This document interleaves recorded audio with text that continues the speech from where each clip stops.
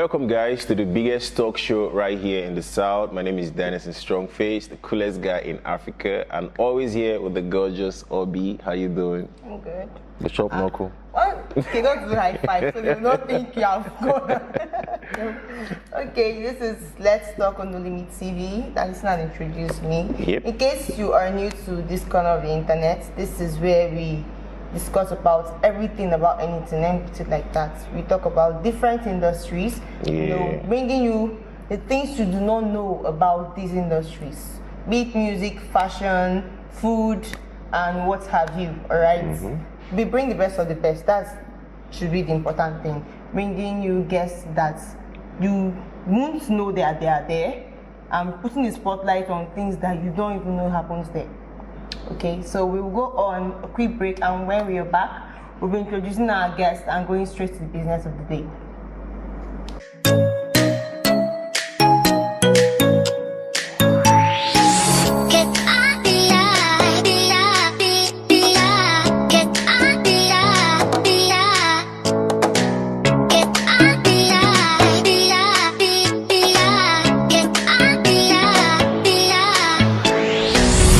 At Club Euphoria, each of our rooms are carefully designed for you to rewind, relax, and recharge.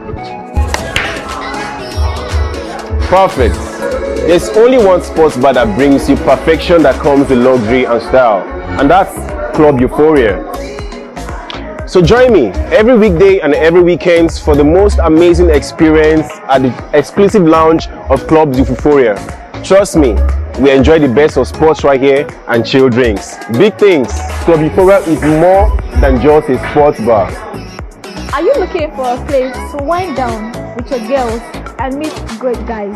Club Euphoria is definitely the place. So if you want to hang out with the big girls and the big boys, if you want to chill with exclusive ballers, definitely find your way down here to Club Euphoria. You too can make memorable memories, Experience luxury at the executive lounge of Club Euphoria. Welcome back, ladies and gentlemen, and trust me when I say this is the best talk show right here in the South. And today's episode is going to be really electrifying because we have one of the biggest top influencers right here in the South with us, Obi. That's why I love this lady, because of her energy. And immediately you see her, you will know she's not sure of her tribe. She's an embodiment yes, like this is who she's a vibe, actually. Yeah. And I'm a huge fan, actually. She's a vibe. She's an influencer. A storyteller. Very important. I love her stories, all right? Please join me as we welcome Veronica'S daughter. Yeah. So let's talk. Thank you. You're welcome. Thank you. Good to have you on the show. Thank you. So let's get to know you. And because the first time I heard the Veronica'S daughter, I was like, is this someone's actual government name? No, I don't come from River State. Okay. You know, you people in the south, you have a way of having your funny names. It's I'm true. an Anambra woman, and our names are straight to the point. Our names are circumstantial, and they're multi-content. Are you saying our names and we're not straight to the point? Please, what's straight to the point about yellow? What's not straight to the point about Ndube? Fine face. Ndubisi. Ndubisi. What Ndubisi mean? Anyway, my name is Ella Chioma. Like I said, there must be Chi. Ella Chioma is Adileje. That's my name. I'm popularly known as Veronica'S daughter. My voice doesn't always sound this husky. I'm not trying to introduce bedroom voice. I'm on the verge of losing my voice. Oh my from God. too many activities. Bear with me. So Veronica'S daughter is simply what it says. My mother's name is Veronica, and I'm her daughter. And while growing up, I think I showed her lots of shege. She equally showed me some of her brand of shege. So she's a very huge influence on my life. So that's like inspiration. Yes, I actually got the name incidentally. That wasn't the name I planned. So I started telling my stories on Facebook, and I was always talking about Veronica, talking about her in the first person, which is strange for Africans. We call our mothers, oh, my mommy, my mama, I said, Veronica, my mother. So when I write the stories about my childhood, how it was growing up, people will be like, oh, wow. So when they don't see me, they're like, where is that lady that writes about her mother? Where is that Veronica'S daughter? So they started looking for me. Somehow that name overshadowed my government name, and I took it, and it was quite unique. And I'm glad Glad. So you talked about starting your journey with your mom. So let's talk about your journey starting as a content creator. Did you just wake up and say I'm going to be a content creator, or it came as an incident? Okay. Now, I grew up in the city of Jos. I was born in Jos, and I left Jos when I was barely 19 to go to the university, Nnamdi Azikiwe University. And I've always been a very dramatic person. And I realized very early on that I could write. I have read thousands and thousands of books. By the time I was like 13, 14, I had read over 1,000 books. Oh. So I had a lot of words in my head, and they were always fighting for expression. Now, Facebook provided me that opportunity. So there wasn't something like content creation. People believed we were fooling ourselves on the internet. They believed, you're jobless for you to be on the internet. What are you doing? And I remember how they kept complaining, is it everything that happens you must talk about? Oh, you cook rice today, you come and write about rice. But I realized that the more I wrote about, one, my childhood, two, my experiences in the university, three, my experiences as a new mom in Port Harcourt, I realized that it wasn't so special. The same thing that happened to me while growing up seemed to have happened to almost virtually everybody. And they were related. They kept on saying, are you sure your mother was not my mother? Are you sure our parents were not They didn't go to the same school, Yes, the same group because chat. I used to think, oh, my mother is this, my mother. I didn't know our mothers were like that. They were all doing the same yes, thing. I now began to build this audience. It wasn't intentional. I didn't have any plans. I was running my baby shop. By the way, I got my PhD in international relations at the University of Port Harcourt. So while I was doing that, I was running my baby shop. Then the internet was a place for me to just cool off, have fun, meet new people, and make friends. I wasn't looking for money on the internet. When I write and people will respond and they comment and they also share their experiences, I am happy. I am satisfied. Then my audience began to grow. My sister kept asking me, all these people you're backing, what are you doing with them? I didn't have any answer. I wasn't selling anything to them. I'll just write my stories. They will enjoy it. I didn't know I was doing something for the future. Then, late 2018, a friend of mine said, Ella, you're wasting your time on Facebook. Facebook is not paying you. These people you're writing for free for, they're not paying you. Come to Instagram.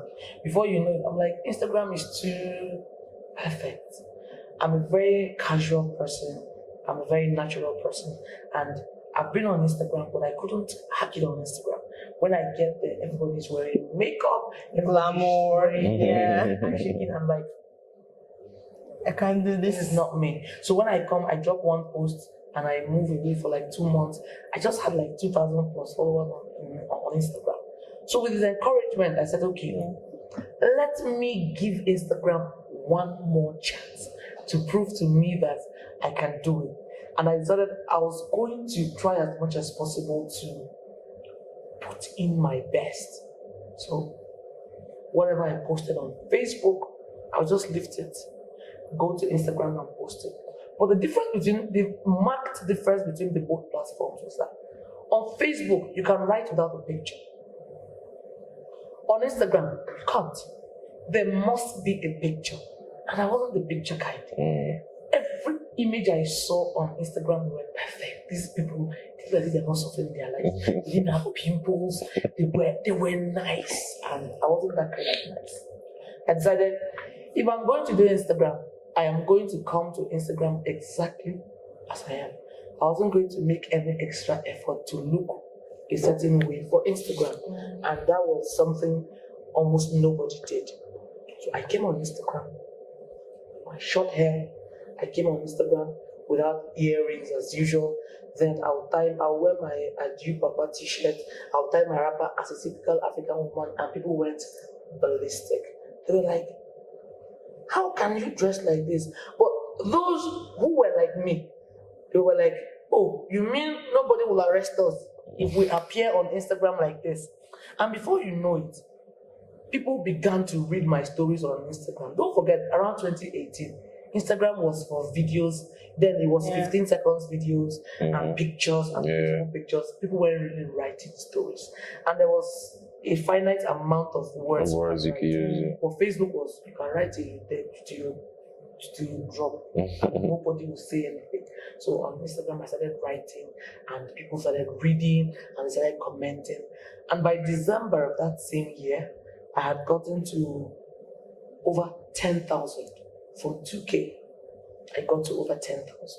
Again, I wasn't selling anything. I was just enjoying myself.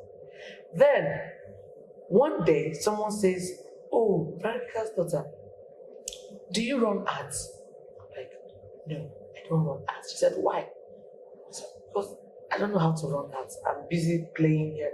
She said, no, please, I like your audience. They're very engaging and they are real people. Can you advertise so and so? How much will you take? The Anambra blood in me. I'm like, okay, pay me 3,000 naira. She paid me 3,000. That money to me was like you gave me 1,000,000 naira. Because something I could do for free, I loved doing. You're giving me money. That 3K then was like, it's like 10K now. It wasn't so much, but it was something I made off of the internet. So I posted the ad, she got buyers. I was shocked. I was more shocked than she was. I was like, someone else, she referred someone else, the person came. So I ran like 5, 6 adverts like that. And I was like, let's raise it to 5K. We did 5K. We did 5K for like a month. Like, let's do 7K. And then my audience continued to grow. So the more it grew, the higher I raised the stakes. And I began to learn more about, because you can't just say, I'm a content creator. There are principles to the thing. So I began to hone my skills. After I realized that there was a lot of money to be made on the internet, I wasn't making videos. I was just, okay, oh, you want to advertise this water? This is your business. I'll be like, it's different from how the other influencers did it. They will be like, oh, this water is good. Someone sells it 1,000 naira. This is their number, come and buy. No. That was too boring. I can't do that. What I would do was I'll just take the water, take a picture, and I'll be like, I'll talk about water, or maybe my experience with water or bad water. Just craft a story around the brand, around the mood, like delving into the heart of your target audience to encourage them to buy, and the brands were loving it because it was different. And I put in a lot of thought into it. I had to go to the internet. I went to Google. I would research, benefits of water, the convenience, you're getting it in the bottle. I was putting in a lot of thought, and the brands were noticing. And that's how my rep grew as a storyteller. That's how my rep grew as someone who would, write a story, humanize your brand, make it different. Even people who do not like to read, they found themselves, they were like, I can't believe I read all this. And at the end of the day, you were selling me water. It wasn't salesy. It wasn't cliche. It was nice. It was entertaining. It was engaging. And from there, I grew. I started making videos. Oh, my first video was horrible. I kept laughing because I felt very silly looking into the camera and nobody was there. But I grew. And today, Instagram, 151,000, Facebook, 183,000. So that's how my journey has been. That's incredible. Been a journey. So let's talk about when you started. How did brands actually welcome content creation? Because as at that time, 2018, content creation was not something someone would say, I'm a content creator. No. I'm an influencer. How was it to vendors? Well, I think it was a learning curve for both the brands and the influencers. It's that we all learned together. Then, a lot of brands didn't really understand why they needed to pay anybody to come and talk about things like this. They felt they were okay with doing the radio adverts, the TV adverts, then they were using celebrities. The mistake some of the brands made was that, one, they thought celebrities were influencers. They're not. You might see someone with 20,000 followers have more clout than someone who has 1 million followers. They also did not realize that a lot of celebrities bought followers. So why would someone with 2 million followers post something and you get 10 likes? You get 4 comments. That doesn't make any kind of sense. And they weren't also researching. Before you would tell someone to advertise your brand, you have to ensure that their brand aligns with yours. You have to understand that their target audience is your target. That their audience, your target is in their audience. You also have to understand that these followers are organic or they are bought. A lot of them bought followers because of status. Oh, how can I be a Nollywood actress and I have only 50,000 genuine followers? No, she will buy 500K. It made more sense to have 550,000. And there's something about numbers. When people click on your page and they see the numbers, automatically they rate you high. A lot of brands made the mistake of engaging with those celebrities. Didn't do anything. But as time went on, when they saw that the upcoming influencers were hungry, and then I did a lot of freebies, free jobs.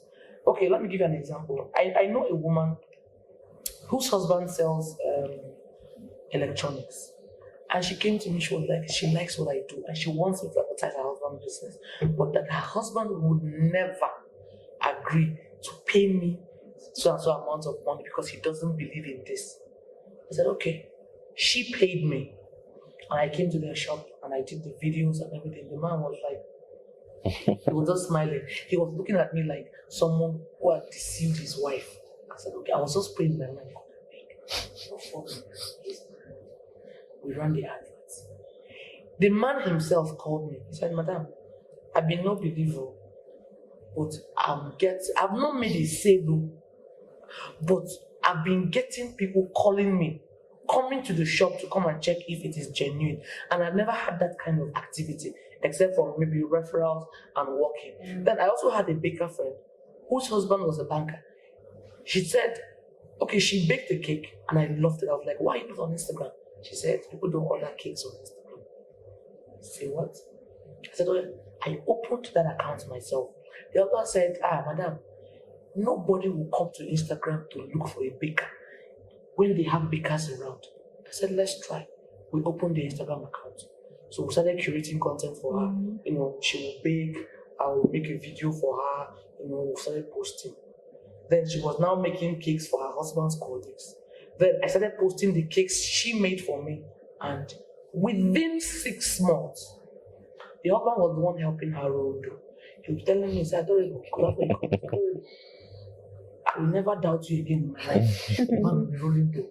As in, they were delivering cakes left, right, and center. People from abroad were calling her, okay, deliver this birthday cake to my mom at Odili Road. Oh, deliver this. But in 1 year, she was saving a lot of. The man did not believe it. So brands began to believe when they saw results. And content creators also took it seriously. Because this is a very demanding job. Very, very demanding. This is not something you can say, okay, I'm a banker, I'm also a content creator. It will hurt you. If you want to make it as a content creator, you have to dedicate your time, effort, you have to learn, you have to unlearn, you have to create content, think outside the box. So we all learned together. And right now, we have more brands following in. Even the old brands, the bigger brands that we thought they were too big to use influencers. Now they're coming. All right, let's take a commercial break, and when we come back, we'll be saying more. It's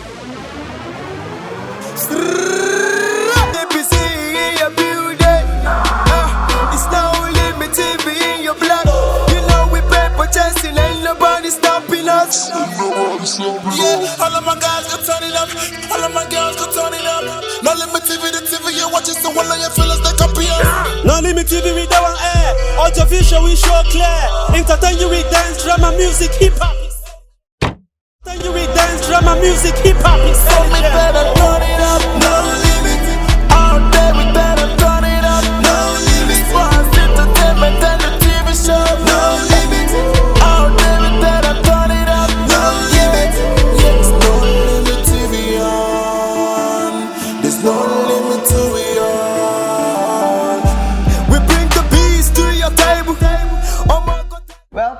watching Let's Talk on No Limit TV, Omnichi Chini Room, Coolest Guy in Africa, and yes, know. our very energetic guest, Veronica'S daughter. You already know. Sorry. Some people say, Victoria's daughter. I'm like, oh, joy.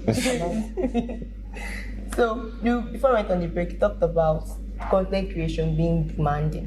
What are those things? For instance, I want to go into content creation now. Let me see if I want to go to content creation. What are those things that the content creation space will demand from me? What are those things that you have to know as a content creator?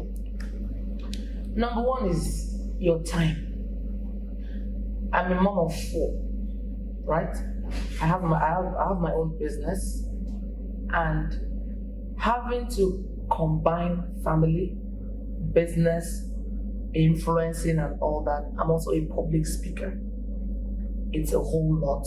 So I have to work very hard to compartmentalize my life, like segment it. Yeah. If I'm being a mother now, I am focused on mothering. If I'm being a wife now, I'm focused on so sometimes one has to overlap. You cannot, escape from that. Yeah. But what I did that helped me was the moment I decided I was all in, I began to plan my time. When you give me a job, when you give me, say, madam, how long are you going to? I'm like, okay, tomorrow. That's crazy. A lot of things can happen between now and tomorrow. Moreover, what if I have other jobs? So I now give timeline. I give you like a week, depending on what it is. Then I also learned that support at the home front for me or for those who are married, whether you're a man that is married or a woman, it doesn't matter. If you don't have adequate support at home, it's going to be tougher for you because you need content creation space. So every sensible content creator has a space in his or her house because you might not have the money or time all the time to go get shortlets, to go scout for location. So I curated. When I started in my house, my former house, we lived in a 2.5 bedroom. I call it 2.5 because the last one, that thing was not a room. It just had it. It's not working. So we just kept some things there. And my house wasn't the typical beautiful space. It was just a regular house. It was messy. I had very young kids. My couch was torn. It didn't stop me. What did I do? Whenever I want to make a video, I'll just try and clear one area there. Clear one area and put my light. Share this video you want. But now I live somewhere much bigger, much brighter, so I have a lot of spaces where I can do that. Again, you have to top your game. The internet is a game of visuals. It's very visual. If I create content for you as a brand and it's not sharp, it's not crisp, you don't like it, you won't come back.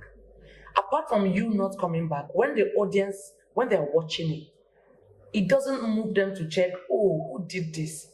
You would want your content to be outstanding so that even without saying a word, anybody who sees it will be asking, I love that, that content. Who shot it? Who did it? Even if you cannot shoot your videos yourself, you can have bullshit, but make sure that every output is like an advertisement for yourself and your abilities. Then I also try as much as possible to make it interesting. You have to think outside in fact, throw the box away completely. Come from an angle they are not expecting. Because social media, when you're scrolling, it takes something to keep you on that page for 5 seconds. So that first 5 seconds, if I cannot catch your attention, I have fallen short. Except your problem, ask my own. Yes. So you have to constantly reinvent yourself as a content creator.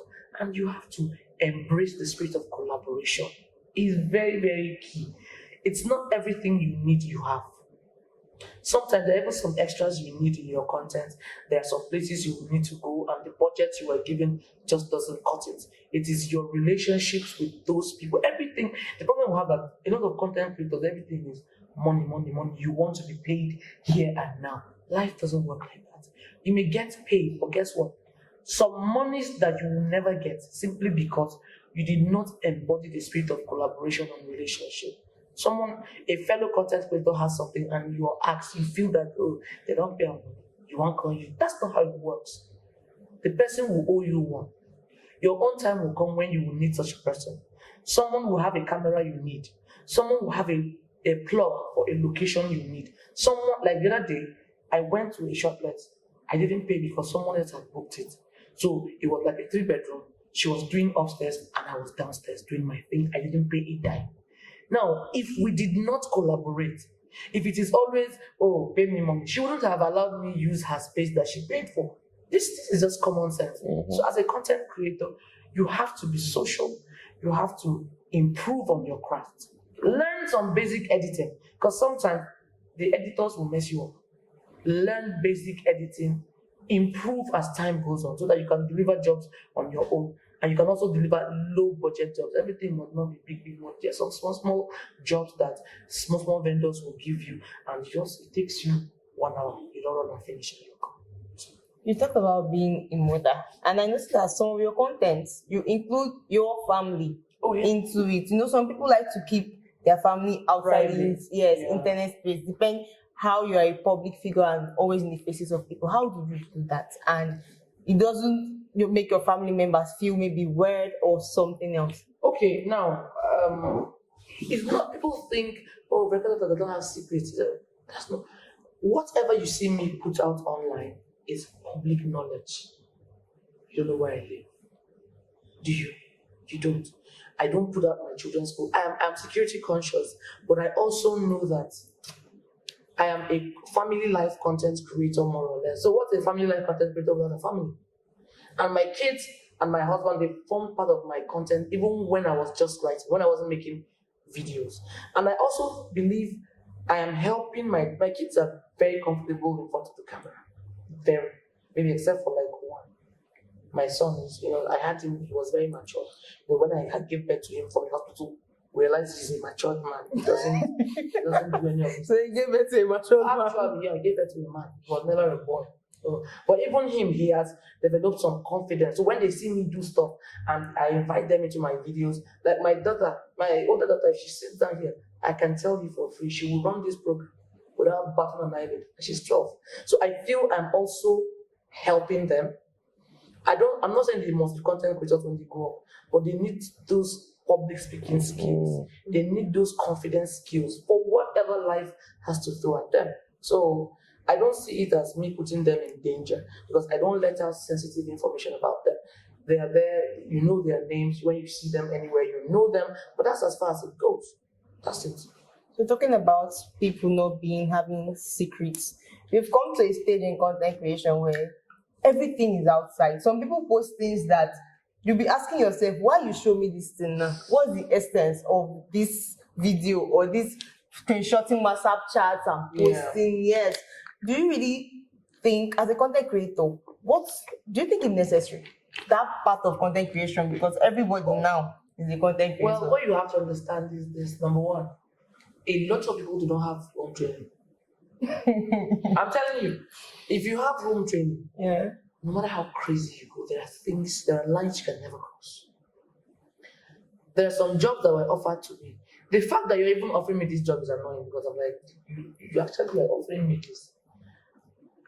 How am I going to explain this to my father? I have a father. I have a mother. I have uncles who are pastors. The family meeting, they will call. Topic. It's not even, no, man, what is topic? The family meeting, they will call first. Like, how dare you? I take it from their family level, number one. Number two, since monetization, people have gone bonkers. Everybody wants their content to go viral. What they want is to pull in the numbers. What they want is to watch those dollar signs. What they want is to catch, they see it as cruise. Like, believe it at your risk. I am different from my content. You are the same. You are actually the same. They want to make money. And the best way of making money is to shock people. Their content creators, the worst is Facebook. That's the worst. So if you come to Facebook, you're like, what's happening? Who are the these caption people? is different from the video. Who are these people are giving another the videos that are analysis. flying, you'll be like, how did this video get approved? How did you make this video? You looked at it and you're like, go you into the world and multiply. How? People want people to watch. And you know, when you watch, you're angry, then you comment. Engagement is going up. Then some people even share it and like, look at what this crazy woman is posting. You are prospering her enterprise by doing that. So we copy the link and post it in their groups. They come see what I see. You're prospering their enterprise. So people are doing it because they want people to click. It's clickbait. Once you see any bit of nudity or craziness, you just click. You use your data and you watch. The more you're watching, the more adverts are popping up and Mark is paying them. So when they see that their last crazy video performed well, they get crazier because I have done this. I have to take it up a notch higher. I cannot go below. So it's very, very hard for responsible, decent content creators to grow because people don't like this. What is happening? Oh, you are frying that guy. Oh, we fried that guy in our house today. There's nothing there to see for them. But not knowing that for a lot of people, those kind of contents are affirming. They are coming. I have a lot of fans who write to me from the abroad. They're like, oh, watching this video, I'm so nostalgic. This reminds me of, my childhood when I was growing up. Okay, let me go. I'm going to do this next Saturday. I'm going to teach my children how. That's what I want.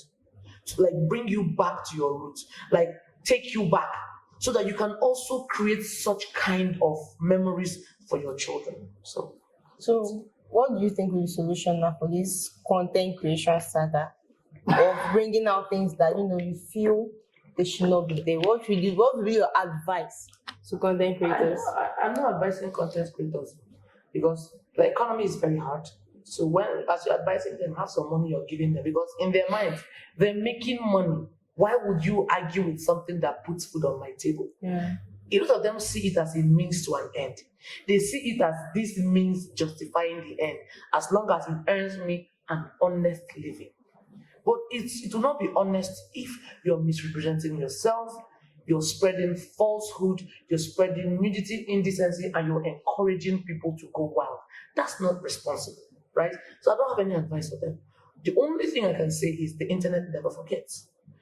You may be doing this now because you want to make the money, but a time will come after you've made the money and you would like to retrace your steps back, and it will be difficult.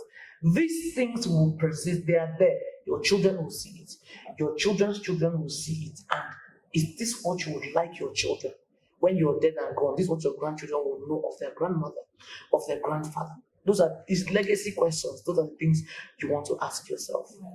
So let's talk about these influencers that they'll send them products. You do videos for vendors. Yeah. So when they send them those stuff, and vendors never come to see their videos or their pictures, It's very they just shop simple. them.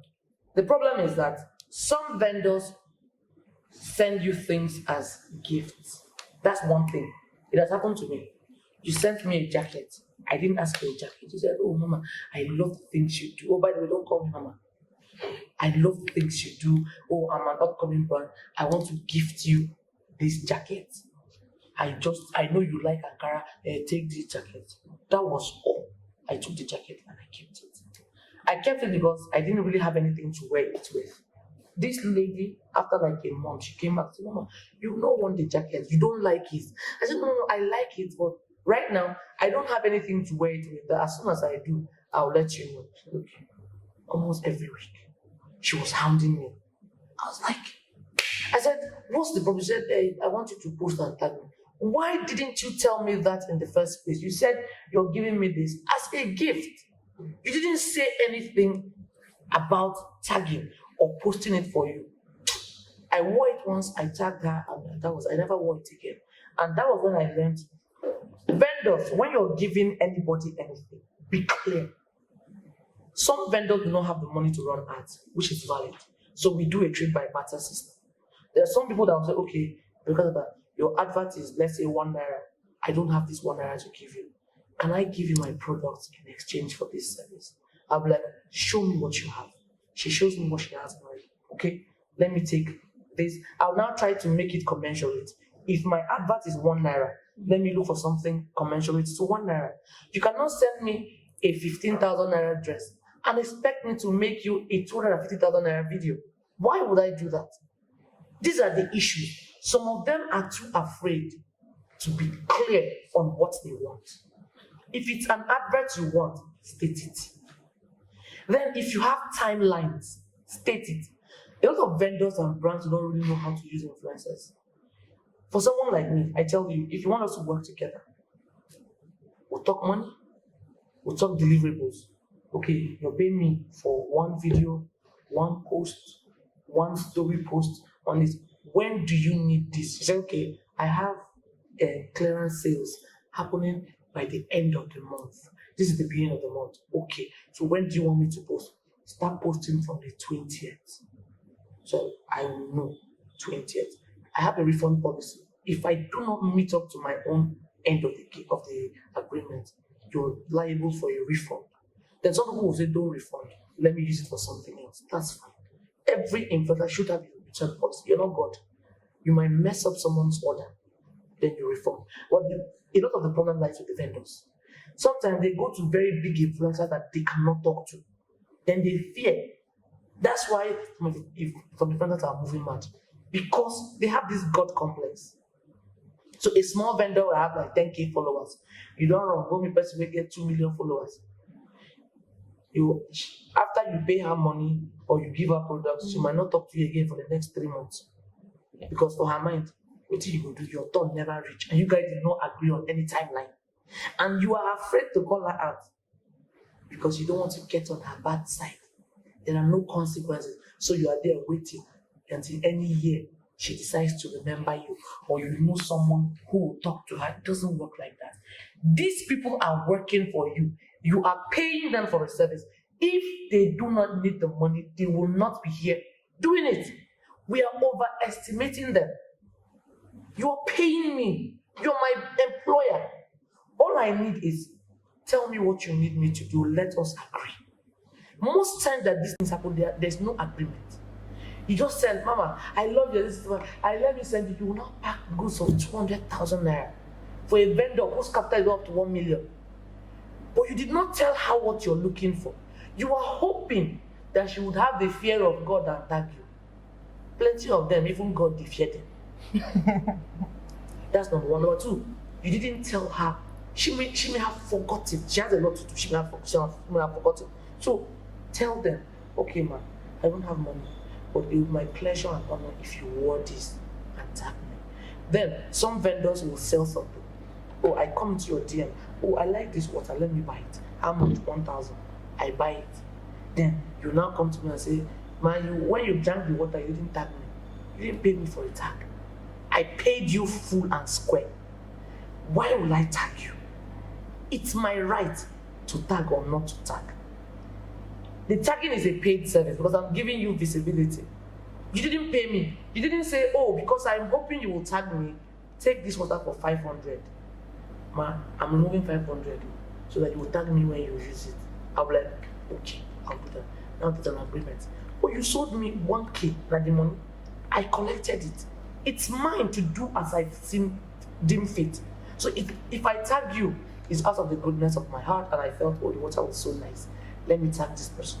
But don't take it as your right. Okay, so let's hear your final words. What do you have to say about content creators, influencers, and those people making money out of social media? Now, if you're a young person, I might even say young person. If we're living in this age, if you're watching this, it means you're alive. You can watch it from the land of the dead. Imagine you guys are seeing, they are getting signals from the great beyond. We live in a time where making money is the easiest it has ever been. Even during the slave trade, they didn't make money like this. You can sit down in your house, make a video, people would watch, and the app will pay you money. A lot of people have monetized their accounts on Facebook, even Instagram, they are monetizing Instagram. Then you are making content for brands and they're paying you money. There's a lot of money on the internet. There is no need to be a G-boy or G-person or G-girl or whatever it is. We have a lot of legit avenues for you to make money online.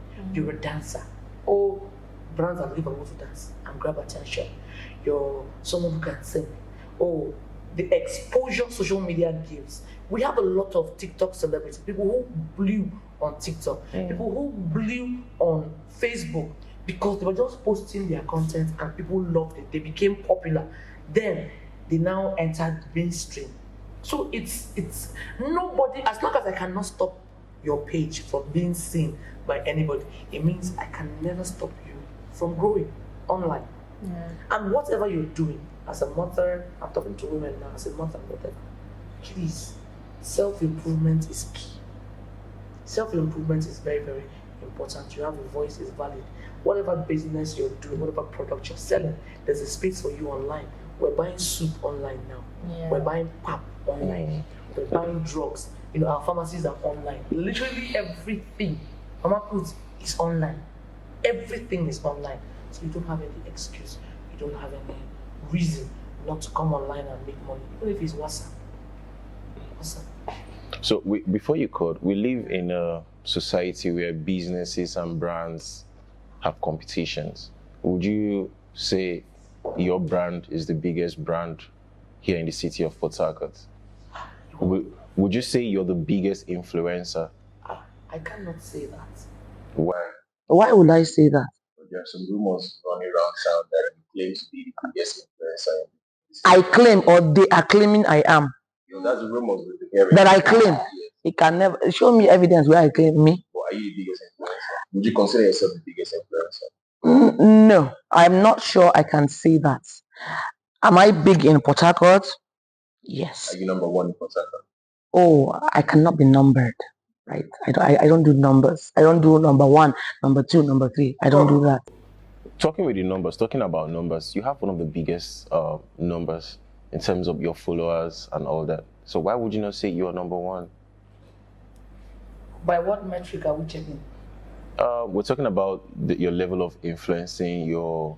Well, the only thing I can stipulate to is the fact that when you come to Port Harcourt and you're looking for people to pull your events, pull your brands and all that, my name is mentioned in the room more often than not. So you're in the top 4, like the league. Yeah. When you say your name is mentioned in the room, because we cannot just go and mention among other anybody's names, name. my name is mentioned in the room. If you're coming to Port Harcourt and you've not found Veronica'S daughter, I don't know what you're doing. That doesn't make me number one. I don't do numbers. But I know that we have a bubbling hub of creatives in Port Harcourt and we do things together a lot. So we're all growing, helping each other. So there's also this notion that Port Harcourt influencers don't influence big shows. So is it a click thing? Because you just said that you guys have like a hub. Yeah. No, when I say a hub, we know ourselves. Okay. Right? And we do collaborations a lot of times. Yeah. Now there are some shows I cannot, influence. I only influence shows and events that align with my faith, Christian, with my faith and my beliefs. Okay. So if it doesn't, then it passes on to those who can. So that's basically it. All right, thank you for being on the show. Yeah, you said a lot. All right. So do well to follow us on socials. No Limit TV _Naija. Yep. That is for Instagram, YouTube, TikTok, X, which is formerly Twitter. Then on Facebook is just No Limit TV. Share our content. It's very important. To see Veronica'S daughter and you just want to listen to her alone, or it's not good. Before I say Odikwa in her language, but it's not good. All right. Do well to follow us, engage, and we have a giveaway. Very important. It's still going on. Just what you have to do is save our videos, share it on your personal platform on Facebook, Instagram, or wherever, and then the account with the highest engagement, which is likes and comments, stand a chance to win cash. And of course, a date with the coolest guy in Africa. You already know. You know what? Did you say a date? You're interested. I'm slightly managed. Slightly. You how can we contact you on socials? Okay, you can check me out on Instagram at Veronica'S daughter. On Facebook, I have my Veronica'S daughter's page there. My main profile is Ella Chioma is at legend. I'm on TikTok, Veronica'S daughter. I'm on X. I don't bother. I'm the 20. But you can still chat out. But you can reply I'm there. on LinkedIn. All of them follow join that collab. Alright. So until next time, it is goodbye. Thank you. Gracias. Baller. When you are in Lagos, you can play better.